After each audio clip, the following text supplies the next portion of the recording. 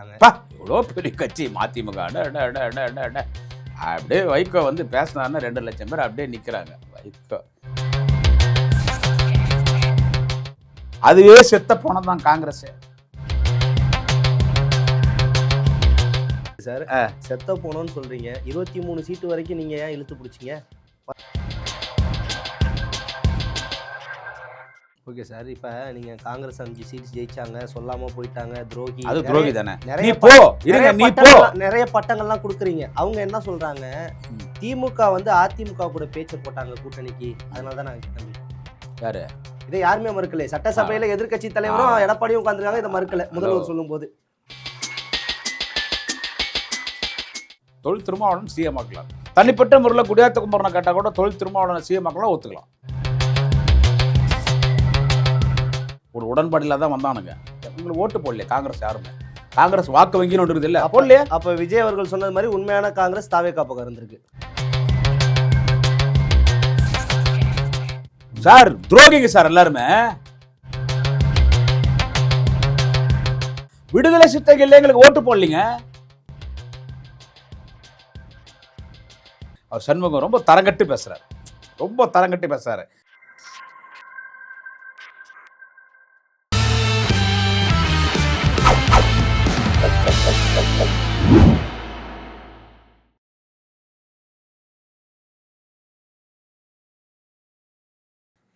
GeM தொலைக்காட்சி நேயர்களுக்கு வணக்கம். இன்றைய சிறப்பு நேர்காணலில் நம்மோடு திராவிட முன்னேற்ற கழகத்தினுடைய நட்சத்திர பேச்சாளர் குடியாத்தம் குமரன் அவர்கள் இணைந்துள்ளார். அவரிடம் இன்றைய அரசியல் சூழல் குறித்து விரிவாக வாதிப்போம். சார் வணக்கம். வாழ்க. எப்படி சார் இருக்கீங்க? நல்லா இருக்கு சார். திமுக தனித்து விடப்பட்டதா? கூட்டணி கட்சிகள் எல்லாம் வந்து தாவேகாவுக்கு ஆதரவு கொடுத்து அமைச்சரவையிலையும் பங்கேற்றிருக்காங்க. அடுத்தடுத்து மதிமுக கூட வெளில வந்துட்டாங்க. இவ்வளோ பெரிய கட்சி மதிமுக. அப்படியே வைகோ வந்து பேசினாருன்னா 2 லட்சம் பேர் அப்படியே நிற்கிறாங்க. வைகோ அது செத்த போனதுக்கு நாங்கள் உயிர் கொடுத்தோம். அது மரண திமுக, அது மதிமுக இல்லை. அவங்களாம் ஒரு ஆளுன்னு போய் அவங்க பேர்லாம் சொல்லிக்கல. திமுகலாம் யாரும் தனித்து விடவே முடியாதுங்க. ஒரு தேர்தலில் வெற்றி தோல்வின்றது சகஜம், நல்லா புரிஞ்சுக்கிங்க. திமுக மாதிரி தோத்த கட்சி இல்லை, திமுக மாதிரி ஜெயிச்ச கட்சி இல்லை. புரட்சித் தலைவர் எம்ஜிஆர் சிஎம் இருக்கும்போது 13 வருஷம் ஆட்சியில் இல்லை. இதோட திமுக முடிஞ்சிருச்சாங்க. எம்ஜிஆர் அவர்கள் முதலமைச்சராக இருக்கும் பொழுதே நடந்த இடைத்தேர்தலிலே திராவிட முன்னேற்ற கழகம் வெற்றி பெற்றிருக்கிறது. உள்ளாட்சி தேர்தல் எல்லாத்தையும் நாங்கள் ஜெயிச்சிருக்கிறோம். அதன் பிறகு தலைவர் கலைஞர் சிஎம் வந்து நல்லா ஆட்சி பண்ணார். ராஜீவ்காந்தி மனித வெடிகுண்டால் ஸ்ரீபெரும்புத்தூரில் இறந்து போனாங்க. அந்த பழி யார் மேலே போட்டாங்க? திராவிட முன்னேற்ற கழகத்து மேலே போட்டாங்க. டிஎம்கே தான் கொண்டுட்டாங்க. அப்போ நான் பெங்களூரில் இருக்கிறேன். அப்போ பெங்களூரில் சின்ன பையன் பெங்களூரில் இருக்கிறேன். ராஜீவ்காந்தியை கொலை பண்ணது டிஎம்கேன்ட்டாங்க. டிஎம்கேவே எல்டிடின்ட்டாங்க. கர்நாடகா ஃபுல்லாக எல்லா ஊர்லேயும் கொண்டே திமுக தான் பழி தூக்கி போட்டாங்க. அதுக்கு நமக்கு சம்பந்தமே கிடையாது.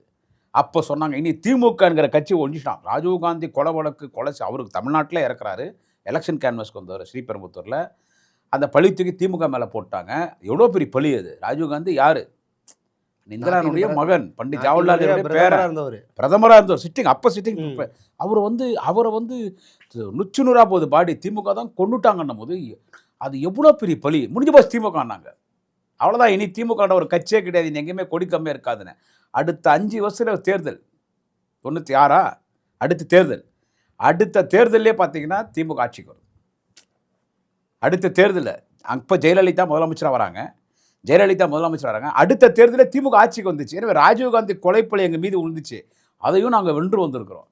தொடர்ந்து நம்ம ஆட்சிக்கு வரோம். அதுக்கடுத்து பார்த்தீங்கன்னா 10 வருஷம் ஏடிஎம்கே ஆட்சி. இப்போ லாஸ்ட்டாக 10 வருஷம் ஜெயலலிதா அம்மா இருந்தாங்க. அடுத்து அவங்க இறந்துட்டாங்க. அப்புறமா எடப்பாடி 4 வருஷம் இருந்தார். மீண்டும் நம்ம ஆட்சிக்கு வந்திருக்கிறோம் ஆச்சுங்களா.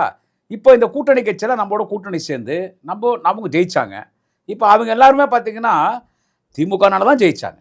எல்லா கூட்டணி கட்சிகளும் திமுகனால தான் ஜெயிச்சாங்க. அவங்களுக்கும் தொகுதிக்கு 2000 3000 5000 ஓட்டுக்கிற கட்சியெல்லாம் கூட இருக்குது. அதுவும் எங்களுக்கு ப்ளஸ் தான். ஒரே வரைக்கும் கூட்டணி நான் அந்த கேவலப்படுத்த விரும்பல. மதிமுக என்கின்ற அந்த ஒரு கூவம் ஆறுக்கு கூட மோசமான கட்சி. அது விடுங்க, அதுக்கு ஆளே கிடையாது. அந்த ஆளை நாங்கள் சேர்க்கல. அந்த ஆளை வந்து சேர்ந்துங்க. நான் எங்கள்கிட்ட ஆளே இல்லைங்கிறீங்க. ஆளே இல்லாத இடத்துல செயற்குழுலாம் நடக்குது. அது சும்மா தெருவில் போகிறோன்னு எவனா கூப்பிட்டு உட்கார விட்டுதான். உயர்மட்ட செயற்குழு கூட்டம். அவன் பீச்சில் சுண்டல் வைக்கிற மாதிரி ஒத்தக்கிறான். அதில் பார்த்தா இன்னொருத்த பார்த்தா எவனோ பிக் பாக்கெட் அடிக்கிற மாதிரி இருக்கிறான். இன்னொருத்த பார்த்தா எவனோ சைன் அடிக்கிற மாதிரி இருக்கிறான். இவெல்லாம் உயர்மட்ட செயற்குழு கூட்டம். அடுத்து பொதுக்குழு கூட்டம். தெருவில் போகிறவனை கூட்டு உள்ள உட்கார வச்சுட்டாங்க. அடுத்து பொதுக்குழு கூட்டம். இதுதான் அவங்கெல்லாம் வந்துட்டு இன்னைக்கு அவங்களுக்கெல்லாம் வந்து அந்த ஆளாக வந்து நம்மகிட்ட சேர்ந்தாங்க. மற்ற கட்சிகள் எல்லாம் கம்யூனிஸ்ட் 2 கம்யூனிஸ்ட் நம்மகிட்ட நீண்ட நாட்களாக கூட்டில் இருக்காங்க. கம்யூனிஸ்ட் பெல்ட்டில் அவங்களுக்குன்னு ஓட்டுக்குது. நான் அந்த அளவுக்கு கம்யூனிஸ்ட்டை வந்து இழிவுபடுத்தி பேச முடியல. காங்கிரஸ் பெல்ட்டில் அதுவே செத்த போனது தான் காங்கிரஸ். சீரியஸாக இருந்துச்சு, முடியாதுன்ட்டா வாய்க்குங்க.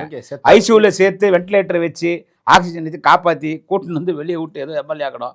இது இப்போ அதை வந்து விஜய் கூட்டின்னு போய்கிறாரு. ஓகே சார், விஜய் கூட்டின்னு போய்கிறாரு. ஒரு சின்ன ஒரு கருத்து சார், செத்த போனோன்னு சொல்றீங்க, 23 சீட்டு வரைக்கும் நீங்க ஏன் இழுத்து பிடிச்சிங்க? வந்தா கூட்டணி சேர்ந்தா சரி, இல்லை விட்டுறலாமே. இல்லை விடுற மாதிரி தான் இருந்தோம். இல்லை அதை நாங்கள் விடுற மாதிரி தான் இருந்தோம். விட்டுட்டோம். கடைசியில் வந்தாவா வரகாட்டி போன்னு விட்டாச்சு. கடைசியில் விட்டாச்சு. அதை விட்டுட்டு நம்ம ரூட் மாறிட்டோம்.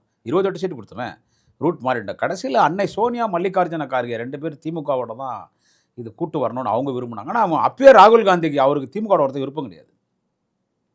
ராகுல் காந்தி பிரதமர் வேட்பாளர்னு முதல் இந்தியாவில் சொன்னது அவங்க அம்மா கூட சொல்லலை, மரியாதைக்குரிய அன்னை சோனியா கூட சொல்லலை, தளபதி தான் சொன்னார். ஆனால் மக்கள் ஏற்றுக்கல. அந்த 28 சீட்டு கொடுத்தோம். அவங்க 4-5 தான் ஜெயிச்சாங்க நினைக்கிறேன். 4-5 சீட் ஜெயிச்சுக்கிறாங்க. அந்த 28 திமுக நின்று 20 சீட் திமுக ஜெயிச்சிருக்கோம். ஓகே சார், இப்போ நீங்கள் காங்கிரஸ் 5 சீட்ஸ் ஜெயிச்சாங்க, சொல்லாமல் போயிட்டாங்க, துரோகி. அது துரோகி தானே. நிறைய பட்டங்கள்லாம் கொடுக்குறீங்க. அவங்க என்ன சொல்கிறாங்க, திமுக வந்து அதிமுக கூட பேச்சை போட்டாங்க கூட்டணிக்கு, அதனால தான் நாங்கள் கிளம்பிட்டோம். யாரு இதை யாருமே மறுக்கல. சட்டசபையில் எதிர்கட்சி தலைவரும் எடப்பாடியும் உட்காந்துருக்காங்க, இதை மறுக்கல. முதல்வர் சொல்லும்போது நல்லா கேட்டுங்க, அவன் ஜெயிச்ச மறுநாளே போயிட்டான். அப்போ இந்த பேச்சே நடக்கலை. ஆனால் நடந்தது உண்மை. பேச்சு இது நடந்ததுன்னா ஒரு சர்க்கிளில் நடத்திக்கினாங்க. இதுக்கும் தளபதிக்கு எந்த பொறுப்பு இல்லை. தளபதி சொல்கிறாங்க, அப்பயும் தளபதி பார்க்குறாரு. நான்லாம் அப்போ அங்கே தான் தலைவர் தான் சுற்றி நிற்கிறேன். அப்பயும் தளபதிக்கு ஒரு முழு மனசோடு அது வரல. அப்பயும் தளபதி சொல்கிறாரு, திமுக என்ற கட்சியை எதிர்த்து தான் எம்ஜிஆர் வந்து ஏடிஎம்கே ஆரம்பிக்கிறாரு. இன்னும் 2 மணி நேரத்துக்கு முன்னால் தான் டிவிக்கு கட்சி ஆட்சிக்கு வந்துக்குது. நம்ம காலகாலமாக திமுக அதிமுக நம்ம எதிர்கட்சிக்கு இவங்க கூட கூட்டணி சேர்ந்தது எதுவும் சாத்தியப்பூர்வமே இல்லை. மகாராஷ்டிராவில் நடந்துச்சு இல்லை, மகாராஷ்டிரா அரசியல் நடக்கும். நம்ம திராவிட அரசியல் இது எப்படி செட் ஆகும் இது அப்படின்னு சொல்லி பேசினே இருக்கும்போது அவங்களுக்குள்ளே பிரச்சனை வந்துருச்சு. எடப்பாடி அந்த சிவி சண்முகம், வேலுமணி, இப்போ குட்கா, விஜயபாஸ்கர்லாம் ஏற்றுக்கல. அது உள்ளே பிரச்சனை ஆச்சு. இவ்வளோ சொல்கிறாங்களே இவங்கெல்லாம் எல்லாம் உக்கான்னு கேட்டுன்னு வந்தவங்க தான். எல்லாம் அவங்கள்ட்டும் பேசுனாங்க. யார் 2 கம்யூனிஸ்ட் கட்சி தலைவர்கிட்டும் பேசுனாங்க. அப்புறமா வந்து இங்கே ஐஎம்எல்ஏட்டும் பேசுனாங்க, கம்யூனிஸ்ட்டும் பேசுனாங்க, தொழில் திருமாவளவன்ட்டும் பேசுனாங்க. எல்லாட்டையும் பேச்சு ஒன்றே இருந்துச்சு. அப்புறமா ஒரு டாக் வந்துச்சு, தொழில் திருமாவளவனை சிஎம் ஆக்கலாமான்னு. அதுக்கு மட்டும் தளபதி ஒத்துக்கினார், தொழில் திருமாவளவன் சிஎம் ஆக்கலாம். தனிப்பட்ட முறையில் குடியாத்த குமரனை கேட்டால் கூட தொழில் திருமாவளவனை சிஎம் ஆக்கலாம் ஒத்துக்கலாம். ஒரு தலித் லீடர், ஒரு திருமணம் பண்ணிக்காமல் இன்றைக்கி அவர் வந்து ஒரு அரசியல் கட்சி நடத்துகிறாரு. சரி பண்ணலான்னு எடப்பாடி திருமாவளவனை வந்து நான் வந்து சிஎம் ஆக்கிறத கட்சி நடத்துகிறேன்னு அதுவும் இப்படி போயிடுச்சு. கடைசியாக தளபதி ஒரு முடிவு எடுத்தார். ஒரு தளபதி முடிவு, இந்த கவர்மெண்ட்டை ஒன்றும் இல்லாமல் கவர்னர் ஆட்சி கொண்டு வரணும் இன்றைக்கி தலைவர் நினச்சி தானே பண்ணியிருக்கலாம். ஆனால் தலைவர் என்ன பண்ணார், ஏன்பா எல்லாரும் விஜய்க்கு ஆதரவு கொடுத்தாங்க. இன்றைக்கி கூட அண்ணன் திருமாவளவன் சொல்கிறாரு, கம்யூனிஸ்ட்கார் சொல்கிறாங்க, எல்லாம் சொல்கிறாங்களே எங்களை ஆதரவு கொடுக்க சொன்னது யார்? எல்லாம் போய் விஜய்க்கு ஆதரவு கொடுங்க, கவர்னர் ஆட்சி வந்துட்டு போகுது, கவர்னர் ஆட்சி வேணாம், விஜயே போட்டோம், நம்ம எதிர்கட்சியை செயல் பண்ணலான்னு எல்லாரையும் கூப்பிட்டு சொன்னது யார்? திராவிட முன்னேற்ற கழக தலைவர் அண்ணன் தளபதி ஸ்டாலின் தான் சொன்னார். என்ன சொல்றாரு? தலைவர் தான் சொன்னாரு. அவங்களுக்கு ஆதரவு. அதே விடுதலை சிறுத்தைகள் கட்சி தலைவர் தொல் திருமாவளவன் அவர்கள் சொல்றாரு, நாங்க வந்து யாருக்கும் துரோகம் பண்ணல, இவங்களே தான் எங்க கட்சியில இருந்து ஒருத்தரை கூட்டு போயிட்டு அதை இணைப்பு விழா நடத்தி விடுதலை சிறுத்தைகள் கட்சியை கூட்டணி விட்டு திமுக தான் அப்புறப்படுத்துது அப்படிங்கிறாரு. திமுக வந்து என்னைக்குமே விடுதலை சிறுத்தை கட்சி வந்து அப்புறப்படுத்துறது இல்லை. அண்ணன் திருமாவளவனோட மதிக்கக்கூடிய தலைவர் அன்ற கலைஞர் இன்றைக்கு அண்ணன் தளபதி அவர்கள். அவரை என்னைக்குமே நம்ம அவமரியாதைப்படுத்தலை. அவர் அப்படி நினச்சிக்கின்னா நம்ம என்ன பண்ணுறது இருக்குது. இன்றைக்கும் அவர் மீது மரியாதை உண்டு. அவருக்கு இப்போ மனசாட்சி உறுத்துது. சார் ஒருத்தர் ஒரு கட்சியிலேருந்து வராங்கன்னும் போது நம்ம எப்படி வேணான்றது, அவங்க வரான்றாங்க, ஒரு கட்சியிலேருந்து வரான்றாங்க. இப்போ உங்கள் கட்சியில் உங்கள் கீழ்மட்டம் 2ஆம் கட்ட தலைவர் திமுக கூட்டணி இருக்கும்போது எவ்வளோ பேசினாங்க திமுக தெரியுமா? எவ்வளோ பேசினாங்களே திமுகவை, கொஞ்சம் நஞ்சம் இல்லை, அவ்வளோ பேச்சு பேசினாங்க. ஆனால் எங்களுக்கெல்லாம் கூப்பிட்டு என்ன சொன்னாங்க, ஐடிவிலேருந்து அவங்க எவ்வளோ பேசினாலும் கூட்டணி கட்சி விடுதலை சித்தி விமர்சனம் பண்ணக்கூடாது, காங்கிரஸை விமர்சனம் பண்ணக்கூடாது, யாரையும் நீங்கள் விமர்சனம் பண்ணாதீங்கன்னாங்க. அவ்வளோ பேச்சு பேசினாங்க. நான் உங்களை ஒன்று கேட்குறேன், எங்கள் கூட கூட்டணி தாங்க இல்லை காங்கிரஸ் ஒரு உடன்பாடில் தான் வந்தானுங்க. எங்களுக்கு ஓட்டு போடலையே காங்கிரஸ் யாருமே. காங்கிரஸ் வாக்கு வங்கின்னு ஒன்று இருக்குது இல்லை போடலையே. அப்போ விஜய் அவர்கள் சொன்னது மாதிரி உண்மையான காங்கிரஸ் தாவேகா பக்கம் இருந்திருக்கு சார். துரோகிங்க சார் எல்லாருமே. இன்றைக்கி அந்த காங்கிரஸ் தலைவர் மாணிக் தாகூர் அந்த ஒரு சின்ன தம்பி விஜய் பிரபாகரன் தண்ணி காட்டினார். கஷ்டப்பட்டு 4000 ஓட்டில் ஜெயிக்க வச்சோம். நன்றி இல்லாமல் பேசுகிறான். அந்த ஓட்டு போடலிங்க எங்களுக்கு. காங்கிரஸ்காரு நான் 28 சீட்டு வாங்கி போனோம். அந்த காங்கிரஸ் இருக்கிற வாக்கு வங்கி எங்களுக்கு வரலைங்க. எங்கள் கூட உடனே துரோகிங்க. காங்கிரஸ் வாக்கு வங்கி எங்கே போச்சுன்னு கேட்டிங்கன்னா விசிலுக்கு போட்டாங்க. விடுதலை சிறுத்தைகள் எங்களுக்கு ஓட்டு போடலிங்க. போடல. விடுதலை சிறுத்தை வாக்கு வங்கின்னு ஒன்று இருக்கும். இப்போது ஒட்டுமொத்த பட்டியலினத்தின் மக்கள் எல்லாரும் விடுதலை சிறுத்தை கிடையாது. அதுலேயும் திமுக இருக்கிறாங்க, அதுலேயும் அண்ணா திமுக இருக்கிறாங்க, அதுலேயும் வந்து டிவிகே கட்சிக்கு இருக்கிறாங்க, அதுலேயே புரட்சி பாரதம் ஜெகன்மூர்த்தி அவர் கேவிக்கு தான் எம்எல்ஏ இருந்தார், அவருக்கும் இருக்கிறாங்க. பூவன் ஜெகன்மூர்த்தி அவருக்கும் இருக்கிறாங்க, கம்யூனிஸ்டுக்கு இருக்கிறாங்க எல்லா. ஆனால் விடுதலை சிறுத்தைக்குன்னு ஒரு வாக்கு வங்கி இருக்கும். நான் தலித்தா ஆனால் நானே எங்கள் அண்ணன் திருமாவளவனுடைய பானை சின்ன தான் ஓட்டு போடுவேன் அப்படின்னு இருக்கிறான் பாருங்க. அவங்க எங்களை போடலைங்க, நான் பகிரங்கமாக சொல்கிறேங்க. அவங்களும் விசிலுக்கு போட்டாங்க, காங்கிரஸ் அவங்களும் விசிலுக்கு போட்டாங்க, கம்யூனிஸ்ட்டுக்கு கண்டிப்பாக அப்படி பண்ணிருக்க மாட்டாங்க. இன்றைக்கி அவர் சண்முகம் ரொம்ப தரங்கட்டு பேசுகிறார், ரொம்ப தரங்கட்டு பேசுகிறாரு. நிறைய சோஃபா அவர் வீட்டுக்கு போச்சா என்னன்னு தெரியல, ரொம்ப தரங்கட்டு பேசுகிறாரு. ஆனால் கம்யூனிஸ்டுக்கார் இப்போ பேசினாலும் கம்யூனிஸ்ட்கார் ஓட்டு போடும்போது விசிலுக்கு போட்டிருக்க மாட்டாங்க அன்றைக்கி அந்த தேர்தலில். அதை நான் உறுதியாக சொல்கிறேன். தேமுதிக அக்கா பிரேமலதா விஜயகாந்த் அவங்களுக்குன்னு போடுற ஓட்டு கரெக்டாக வந்துச்சு. நாங்கள் 10 சீட்டு கொடுத்தோம், குடியாத்தில் அவங்க தான் 0.1% வந்துருச்சு லாஸ்ட் எலெக்ஷனில் நடந்தது மாதிரி. இல்லை, அதாவது அப்போ என்னன்னு கேட்டிங்கன்னா, அவங்க சேர்ந்த கூட்டணி அன்றைக்கி அப்படிப்பட்ட கூட்டணி. குடியாத்தில் நல்ல ஓட்டு தான் வாங்கினார். ஒரு தம்பி பிரதாப் ஒருத்தர் நின்னார் குடியாத்தில், நல்ல ஓட்டு தான் வாங்கினார். ஏங்க கேப்டன் விஜயகாந்த் ஒரு மரியாதை இருக்குதுங்க, ஒரு மரியாதை இருக்குது. அதான் சார், இவங்க தலைமை ஏற்றதுக்கு அப்புறம் ஓட்டு வாங்கி மதிமுக விட 1 லட்சம் மடங்கு மேலு. 1 லட்சம் மடங்கு, 1 லட்சம் மடங்கு, எல்லாரும் 1000 மடங்குன்னுவாங்க. 1 லட்சம் மடங்கு அந்த அம்மா ஜெயிச்சிருக்காங்க, அந்த அக்கா ஜெயிச்சிருக்காங்க. அவங்க பார்ட்டி அவங்க ஸ்டாண்ட் பண்ணுவாங்க. அவங்க இளைஞர் விஜய் பிரபாகர்லாம் இருக்காங்க, ஸ்டாண்ட் பண்ணுவாங்க. ஸோ எங்களுக்கு யாரும் ஓட்டே போடலைங்க. அந்த காதர் மொய்தீனுங்க, பேராசிரியர் காதர் மொய்தீன், காயிதே மில்லத்துடைய கட்சிங்க, இந்திய யூனியன் முஸ்லீம் லீக்கு. நீங்களே தகைசால் தமிழர்னு பட்டம் கொடுத்தவர். இருங்க, பட்டம் கொடுத்தோம். அவர் எவ்வளோ கேவலமாக அவர் வார்த்தை ஒன்று எனக்கு ரொம்ப வேண்டிப்பட்டவர். வேலூரில் எம்பி சீட்டுக்கு வந்து நின்னார். ஒரு சூட்கேஸில் 4 வேஷ்டி, 4 சட்டை, ஒரு கைலி, பட்டாப்பட்டி போட்ட டவுசர் ஒரு 4-5, பேஸ்ட்டு ப்ரெஷ்ஷோடு வந்தார். அவரை நாங்கள் வேலூரில் ரூம் போட்டு தங்க வச்சு அவரை ஏற்றி வண்டியில் அவரால் உட்காரவும் முடியாது. அவரை நாங்கள் என்ன பண்ணோம், ஒரு வண்டியிலே ஒரு சேர் மாதிரி செட் பண்ணி அவரை உட்கார வச்சு, நான் தான் கூட மைக்கில் பேசிட்டு வரேன், பிரேக் கட்சி எப்படி மனுஷன் எப்படி போயிடுவார்னு சொல்லி சீட் பெல்ட் போடுற மாதிரி ஒரு டவலை போட்டு அவரை கட்டி அவர் 2 பேரும் பத்திரமா பிடிச்சின்னு இப்படி கையெடுத்து கும்பிடுங்கன்னாரு. அவர் நான் இப்படி தான் வந்தார். ஐயோ அப்படி சொல்லுங்கள், இஸ்லாமியல் பகுதியில் இப்படி சொல்லுங்கள், தப்பு இல்லை, இப்படி சொல்லுங்கள், இப்படியும் சொல்லுங்கள், இப்படியும் கும்பிடுங்கன்னு சொல்லி அவர் அப்படியே உட்கார வச்சு பொம்மை மாதிரி அப்படியே ஊர்வலமாக கூட்டின்னு போய் அவர் எம்பி ஆக்கி அவர் டெல்லிக்கு அமிச்சோம். அதுக்கடுத்து அப்துல் ரஹ்மான் வந்தார், ரொம்ப தங்கமான மனுஷன், துபாயில் மிகப்பெரிய அதிகாரி, ரொம்ப தங்கமான மனுஷன். இப்பயும் அவரை எம்பி ஆக்கணும். இவர் என்ன பண்ணுறாரு, அவங்க கூட போய் கூட்டணி சேர்ந்துட்டு அவர் சொல்கிறார் ஒரு வார்த்தை, பேராசிரியர் காதர் மொய்தீன் சொல்கிறாரு, இஸ்லாமிய பெண்களை விஜய் ஈர்த்திருக்கிறார். என்ன வார்த்தைங்க அது, என்ன வார்த்தை. இன்றைக்கி இஸ்லாமிய பெண்கள்னால் இன்றைக்கி கூட அவங்க வீட்டு விட்டு வெளியே வந்தால் கூட சின்ன குழந்தைங்க கூட அந்த ஹிஜாப் போட்டுன்னு வராங்க, புர்கா போட்டுன்னு வராங்க. அவங்க முகத்தை அவங்க வீட்டுகளுக்கு போனால் கூட நம்ம லேடிஸ் அங்கே யாரும் வெளியே வந்து அவங்க வரமாட்டாங்க, வெளியே யாரும் வரமாட்டாங்க. யாருன்னா வயசானவங்க இருந்தால் கூட அவங்க முகம் ஒன்று தான் தண்ணி கொடுப்பாங்க. நம்ம கட்சிக்கார்கிட்ட போனால் அவ்வளோ ஒரு ஐதீகமாக அவ்வளோ அந்த இஸ்லாம் மதத்தினுடைய பெண்கள் எப்படி கூட இருக்கக்கூடிய இஸ்லாமியர்கள் அந்த பெண்களை வந்து விஜய் வந்து ஈர்த்துட்டாருன்னு பேசணுன்னா இஸ்லாமிய பெண்களே காரி துப்புனாங்க ஆச்சுங்களா. இஸ்லாம கொஞ்சம் முஸ்லீம் ஓட்டர் போச்சு, இந்திய யூனியன் முஸ்லீம் ஓட்டு இல்லை, கொஞ்சம் முஸ்லீம் ஓட்டர் போச்சு. எனவே ஓட்டு போகிறது அவங்க விருப்பம், பொதுமக்கள் யாருன்னா போட்டோம். எங்கள் கூட்டணி கட்சி என்ன கூட்டணின்னு என்னங்க, உன்னால் தனியாக நின்னா ஜெயிக்க முடியாது, உன்னால் தனியாக நின்னா நீ டெபாசிட் கூட வாங்க மாட்டேன். எங்களோட கூட்டணியில் இருந்த எல்லா கட்சியும் சொல்கிறேன், அவங்க தனியாக எல்லாரும் தனியாக நின்னாங்கன்னா யாரும் டெபாசிட் வாங்க மாட்டாங்க. எங்கள் கூட சேர்ந்து எங்களால் ஜெயிக்கிறீங்க, உங்களால் எங்களுக்கு ஓட்டுக்குது. நான் உங்களை ரொம்ப மறுமலர்ச்சி திமுக, மதிமுக, மரண திமுக தவிர மீது எங்களோட அந்த கூட்டணி எல்லா கட்சினாலும் எங்களுக்கு தொகுதி குறைஞ்சபட்சம் 1000, 2000, 3000, 4000, 5000 ஓட்டு எங்களுக்கும் இருக்குது, ஒன்றால் இருக்குது. எத்தனோ தொகுதி 2000 ஓட்டு 3000 ஓட்டு நாங்கள் தோக்குறோம் இல்லை, அந்த இடத்துல கூட்டணி கட்சியோட ஹெல்ப் எங்களுக்கு இருக்குது. ஆனால் பெரிய ஓட்டு எங்கள் ஓட்டு, எங்களால் ஜெயிச்சு நாங்கள் தான் சொன்னோம் நீங்கள் வந்து ஆதரவு கொடுவோன்றங்க. அப்புறம் நாங்கள் அமைச்சர்கள் இடம் பெட்டானே இடம் பெற்றுருங்கன்னு சொல்லிட்டோம். அங்கே போயிட்டு இப்போ போய் நீங்கள் அதிமுகவோட கூட்டணி, ஏன் உங்களுக்கு எல்லாமே தெரியும் இமையா, உங்களுக்கு தான் எல்லாமே தெரியுமே, எல்லாரும் நடந்துனுக்குது, பேச்சுவார்த்தை நடந்துனுக்குது, அதிமுக கூட்டணி பண்ணுங்க, அதான் நாங்கள் போனோம், அதான் போனோம் சொல்லி இப்போ விஜய் கூட போயிட்டு இன்றைக்கி விஜய் அவங்க என்னென்ன பண்ணோமோ எல்லாம் சிறப்பாக பண்ணிப்பார். ஏன்னா ஃபைனான்சியர் யாருன்னு கேட்டால் PW and sports minister Mister Aadhav Arjuna.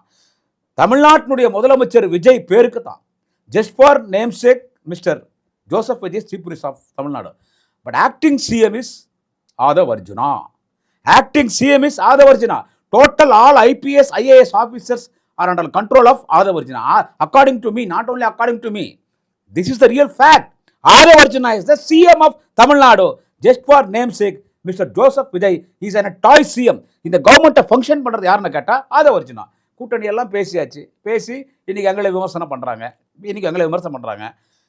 எங்கள் முதல குத்தனா இல்லை கூட்டணி கட்சி, உன் முதல ஏன் குத்த மாட்டாங்க, உன் முதல்ல ஏன் குத்த மாட்டாங்க. ஸோ திமுக தனித்து விட்டுட்டாங்கன்ற வார்த்தையை நீங்கள் விடவே விடாதீங்க. இந்த முறை நாங்கள் ஜெயித்தோம் இல்லை 75 தொகுதி ஜெயிச்சு திமுக கூட்டணி, இது திமுகவுக்கு மட்டும் விழுந்த வாக்கு வங்கி. இதுதான் திமுகவின் உண்மையான வாக்கு வங்கி. இன்னும் நாங்கள் விழிச்சுக்கணும், இனி நாங்கள் எல்லாத்தையும் சரி பண்ணணும். இது எங்களுக்கு எங்கள் கூட இந்த ஐஎம்எல்யூ, எங்கள் கூட இந்த கம்யூனிஸ்ட் ஓட்டு எங்களுக்கு வந்துச்சு. இன்றைக்கி அவங்க பேசுகிற பேச்சு நான் கம்யூனிஸ்ட் நான் கொச்சைப்படுத்தவில்லை. விடுதலை சிறுத்தைகள் ஓட்டு எங்களுக்கு வரல. காங்கிரஸ் விட்டு தாருங்க, அவன் ஓட்டு வரவே வராது.